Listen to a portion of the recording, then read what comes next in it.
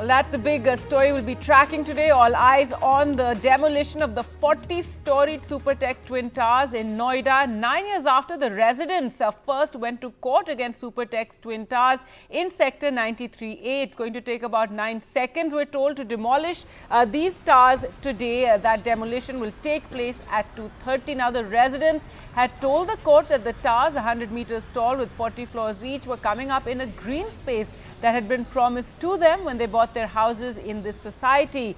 More serious violations of norms were also found, prompting the Supreme Court to uphold their Allahabad High Court judgment and order their demolition. Now, this is the tallest ever building that will be demolished in the country, and that too in a residential space. So lots of care being taken ahead of this demolition. Today, the Greater Noida Expressway will remain shut between 2:15 to 2:45. The demolition, as we said, is at 2:30.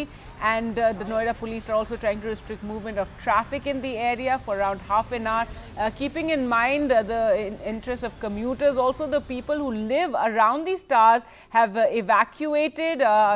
In fact, this morning at 7 a.m. was when all these evacuations were meant to be completed by. So many of them have moved to other areas, to relatives' homes in and around Noida as this demolition is taking place.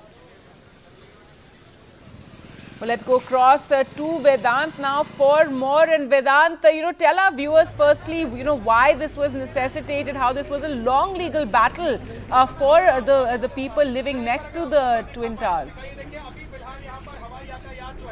That's right, Gargi. The countdown to Noida's demolition day is finally about to come to an end. It's Noida's D-Day. And as we said, these Twin Towers right behind me will be brought down in true House of Cards style.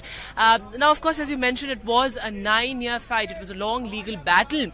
So initially, of course, the builders of this towers said that these would be 2 towers, and there would be, these would not be as high-rise buildings as these. But then, of course, the revised plan said that these would be high-rise buildings, as many as 40 floors, and they plan to come up with 900 flats. Now, of course, Residents Welfare Association, went to the Allahabad High Court. They said that this has been done without consulting them, and the Allahabad High Court had, of course, ordered the demolition of these towers, and the Supreme Court eventually upheld that judgment, and also said that this is in violation of construction norms and also building codes, and that it also violates UP's the UP agreement on construction.